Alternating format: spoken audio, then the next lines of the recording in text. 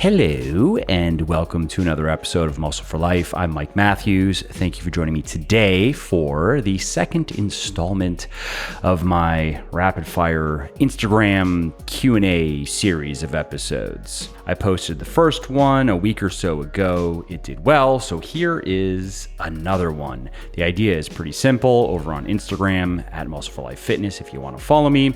Once a week or so, I do a Q&A. In my stories, I post a picture with the little ask me a question sticker, and then I pick various questions to answer in the stories. And I got the idea a couple of weeks ago to turn those into podcasts because I currently don't do anything like that.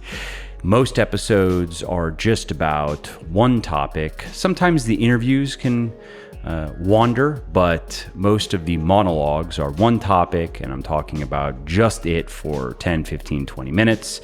And so in this episode, I'm going to answer a bunch of different questions about a bunch of different things with shorter answers.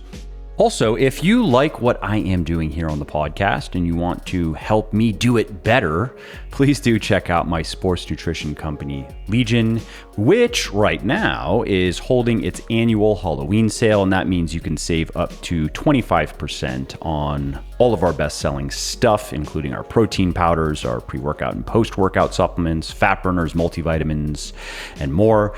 And of course, you don't need supplements to build muscle, to lose fat, to get healthy, but the right ones can help. And that's why over 300,000 discerning fitness folk, probably like you, have chosen Legion for their sports nutrition needs. So if you want to check out my stuff and save up to 25%, head over to buylegion.com, BUYlegion.com, and save big. And hurry up though, because this sale is ending in a couple of days, and then prices go back to their normal cruising altitude. So again, that is buylegion.com, BUYlegion.com. Okay, so let's start with the first question, which is, does it become increasingly more difficult to build muscle after age 35?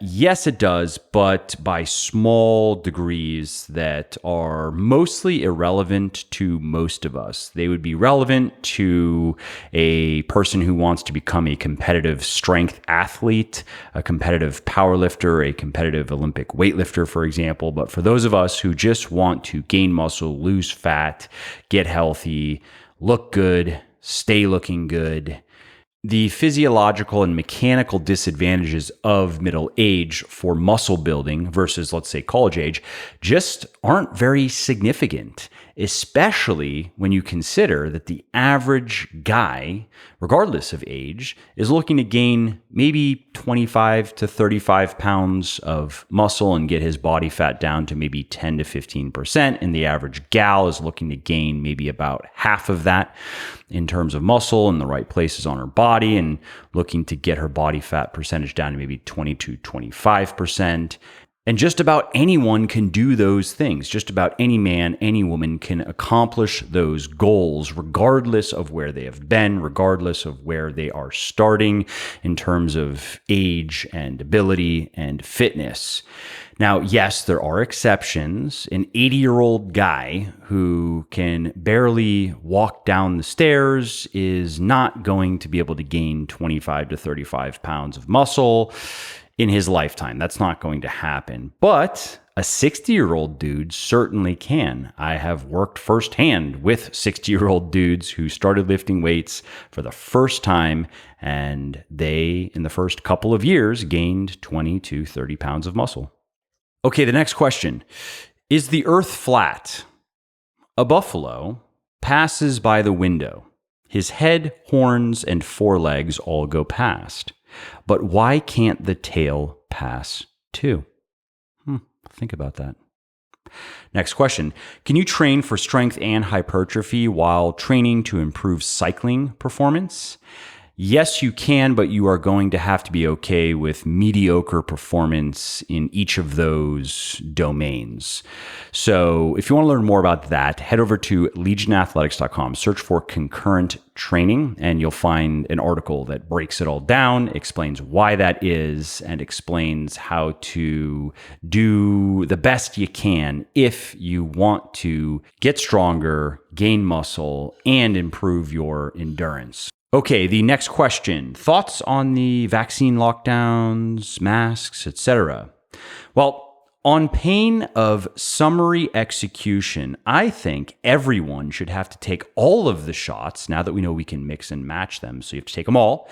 And you should have to wear 3 masks, even when you're at home. And you should stay inside. And you should have to socially distance indefinitely. And you should eat the bugs and ignore grubby conspiracy theories and watch sports ball and punch Nazis and ignore all unapproved data and research and just stop asking questions. Next question. What do you think was your number one lesson you've learned in the fitness industry? Well, it is very democratized. It's very decentralized. It's very accessible. There aren't any major barriers to entry if you know how to help people and you know how to communicate well. Next question is, you have the chance to make someone shit their pants at any moment in history. Who and why? Oh, that's a good writing prompt. Okay, so there are 2 wolves in me, and one of them wants to say Caesar as he is strolling to the Senate House, and the other one wants to say Marilyn Monroe over the vent. How great would that be, right? All right, next question. What's your favorite cheat meal? These days, it is good Italian food, so some really good pasta, some really good pizza. Well, I guess those aren't the only Italian foods, but those are the ones that I like for my cheat meals, or as I would call them, my treat meals. And I also really like Jenny's ice cream. I like their gooey butter cake flavor. So good. But I only do that occasionally because I can't really enjoy just a couple hundred calories of ice cream. I have to go all the way. If I'm going to eat ice cream, I'm going to eat a pint of ice cream. And a pint of Jenny's ice cream is 1,000 calories, unfortunately. Next question. Should I work out if I'm really sore? Well, you can train when you're sore so long as your performance isn't impaired, because if it is, you probably have not fully recovered yet. So for example, if you can normally bench press 185 pounds for 5 reps and you're a little bit sore and you get under the bar and you do 185 for 5 or 6, you get at least 5, then you're good to go. But if you can only get 2 or 3 reps, you probably haven't recovered yet. And I wouldn't recommend training the bench press again until you are more recovered. Next question. After a bulking phase, should you go to maintenance before cutting? No, you don't have to. You can if you want to, or you can just go straight to cutting. Best part about moving back to Florida? Well, I haven't worn a science burqa in months, and people in my town in Ocala, Florida, where I'm at, they care so little about COVID, they don't even talk about it. It is basically pre-COVID living. Next question is counting steps a viable source of determining activity level? Yeah, it is. I would say that the general advice of aiming for at least 10,000 steps per day if you're not particularly active otherwise is good. I, for example, don't track my steps, and I wouldn't get anywhere near probably 10,000 steps per day, but I am doing cardio every day. I am moving my body outside of just my weightlifting. I choose to do it on an upright bike, though. So, next question. What made you decide to pick up golf? Well, it was mostly just white privilege, actually. How to handle fitness in sickness. Unfortunately, you just have to rest. Don't train and take a nap instead. Whatever time you would normally give to the gym, just get in bed. How do you prefer getting fucked by your government? Lockdowns or taxes? I really can't choose. I can't get enough of either. I just want to be governed harder, Daddy. Do you have a favorite study that you have ever read? Well, I do have a sentimental attachment to a study that was published in 2014 called Evidence-Based Recommendations for Natural Bodybuilding Contest Preparation, Nutrition, and Supplementation.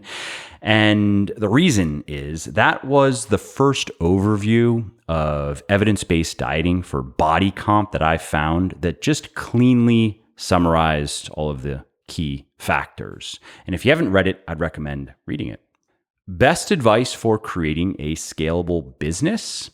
Well, you have to have good marketing and you have to be able to create good systems and teams. I have a couple of book recommendations if you are interested, dear listener. The first is Ready, Fire, Aim by Michael Masterson, which I promise is not me writing under a very uncreative pseudonym. The other is The Lean Startup by Eric Ries, and the other is The E-Myth by Michael Gerber, or it might be The E-Myth Revisited. I think he updated the book, but The E-Myth, Michael Gerber. What was the biggest thing or event that shaped your political views? 9/11, because before that, I didn't have any political views. I didn't pay attention to politics at all, really. But after 9/11, I did start to pay attention. I did start to do research, to use a phrase that triggers midwits, and I started to form my political views. Well, I hope you liked this episode. I hope you found it helpful. And if you did, subscribe to the show because it makes sure that you don't miss new episodes. And it also helps me because it increases the rankings of the show a little bit, which of course then makes it a little bit more easily found by other people who may like it just as much as you. And if you didn't like something about this episode or about the show in general, or if you have ideas or suggestions or just feedback to share, shoot me an email, mike@muscleforlife.com, muscleforlife.com, and let me know what I could do better or just what your thoughts are about maybe what you'd like to see me do in the future. I read everything myself. I'm always looking for new ideas and constructive feedback. So thanks again for listening to this episode, and I hope to hear from you soon.